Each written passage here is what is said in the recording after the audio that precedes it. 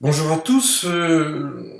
Dans cette vidéo, je vais vous proposer, je vais vous montrer comment il est possible de faire l'asservissement en vitesse d'un moteur à courant continu sans capteur et de façon très économique. Alors, ici nous avons donc un exemple typique d'un moteur à courant continu, en l'occurrence une mini perceuse, avec son module de commande. Donc une alimentation, avec un bouton pour faire varier la vitesse, un indicateur de vitesse, je dis bien un indicateur de vitesse de rotation qui actuellement n'est pas étalonné, et un commutateur, variateur ou régulateur. On va se positionner à une vitesse, on va prendre par exemple la vitesse 12.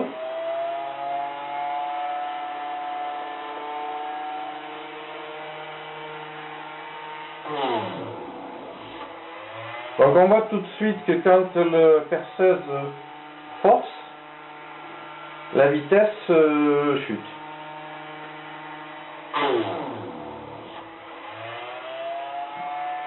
Maintenant, on va passer en mode régulation. On va se remettre à la même vitesse, vitesse 12.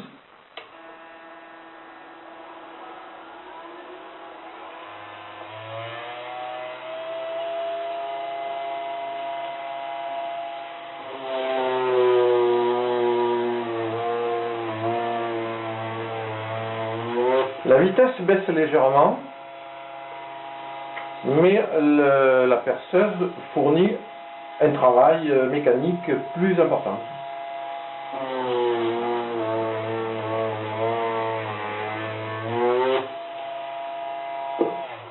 Alors, on s'est mis effectivement dans des conditions un peu défavorables, un forêt relativement gros pour ce type de perceuse, et un morceau de bois un peu dur, un morceau de chêne.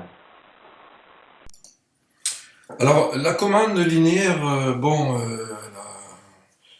elle a le mérite d'être simple et en particulier si on veut faire un asservissement par la force contre-électromotrice. C'est très simple à faire en mode linéaire. Il suffit donc d'extraire la FCEM à partir de la tension moteur et avec un capteur de courant. Donc il suffit de faire électroniquement l'opération. FCEM, c'est la tension moteur moins le courant que multiplie la résistance interne. Et avec cette force contre-électromotrice, dans une boucle de contre-réaction, on obtient très facilement une régulation linéaire sans capteur, donc puisque le capteur c'est la force contre-électromotrice du moteur lui-même qui sert de capteur. Ce petit montage a peut-être un intérêt, c'est c'est très facile de faire un asservissement pour un moteur qui fonctionne dans les deux sens. Donc dans les deux sens de rotation, avec très peu de composants, on obtient un asservissement. Bon, alors, comme il s'agit d'un asservissement, évidemment, il faut toujours faire attention aux problèmes d'instabilité, donc de gain pour éviter les oscillations voilà. Donc comme dans tous les systèmes d'asservissement, il y a des précautions à prendre. Alors la méthode classique qu'on va utiliser, c'est de commander le moteur en modulation de largeur d'impulsion, donc là avec une topologie tout à fait classique. Alors pour effectuer notre asservissement en vitesse par un moteur commandé en modulation de largeur d'impulsion, sans rentrer dans les détails du montage, il suffit de mesurer la tension, la force contre-électromotrice du moteur et de comparer par rapport à la consigne et de boucler la contre-réaction sur le convertisseur de commande de ondulation de largeur d'impulsion. On dispose aussi d'une sortie Taki soit pour brancher un indicateur de vitesse ou éventuellement pour enregistrer, si on a besoin d'enregistrer la vitesse. Bon, ce montage est extrêmement simple, dispose que de deux composants standards de l'industrie, les composants analogiques, donc c'est extrêmement économique.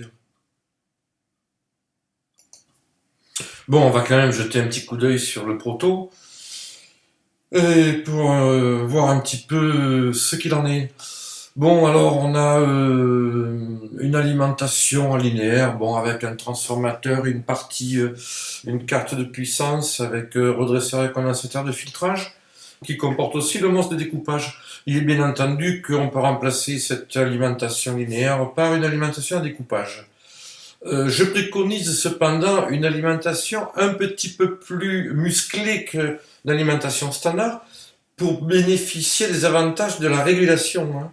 Quand le moteur perd de la vitesse, ce qui est intéressant quand même, c'est que l'alimentation puisse fournir quand même l'énergie nécessaire pour maintenir la vitesse. Il y a quand même, faut faire attention aussi quand même à ce que le moteur ne soit pas trop surchargé électriquement. Donc une limitation en courant peut être intéressante à mettre. Sur la partie commande, bon, il y a le petit module qui permet d'afficher la vitesse. Et puis la carte commande, donc encadrée en rouge, c'est la partie régulation elle-même. Donc on voit bien que ça s'est réduit à très peu de composants. Alors, il est bien entendu qu'on peut très bien faire ça avec des modules Arduino, des microprocesseurs savamment programmés, toutes sortes de méthodes modernes, en analogique avec quelques composants, ça marche aussi très bien. Maintenant, on va étudier un petit peu les avantages et les inconvénients de ce système. On va commencer par les inconvénients, évidemment, il y en a. À commencer par la précision. Si on a vraiment besoin d'une régulation de vitesse excellente, le choix se portera plutôt avec un système de capteurs, soit tachymétrique, soit optique, un système plus fiable pour la mesure de vitesse. Un autre inconvénient, c'est que le système moteur-régulateur est un couple indissociable dans la mesure où on a une régulation. L'ensemble moteur-régulateur est un ensemble réglé. Donc c'est difficile d'imaginer un régulateur universel, d'autant plus que les moteurs sont tous différents. Et puis un autre inconvénient, c'est les risques d'instabilité dus à l'asservissement. Encore qu'en prenant les précautions nécessaires, on obtient une bonne stabilité dans la régulation. Bon alors, les avantages de ce système, d'une part, c'est très économique, donc comme on l'a vu, ça ne coûte quasiment pas plus cher qu'un simple variateur. Bon, c'est déjà un aspect important.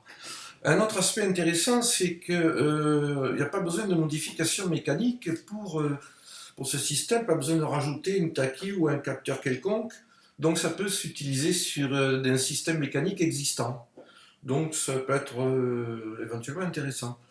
Et puis bien entendu, on bénéficie des avantages de la régulation, donc éventuellement d'une montée rapide en vitesse, une insensibilité à la tension d'alimentation, donc ça peut servir pour les moteurs qui fonctionnent soit sur une batterie ou sur une alimentation qui peut être variable.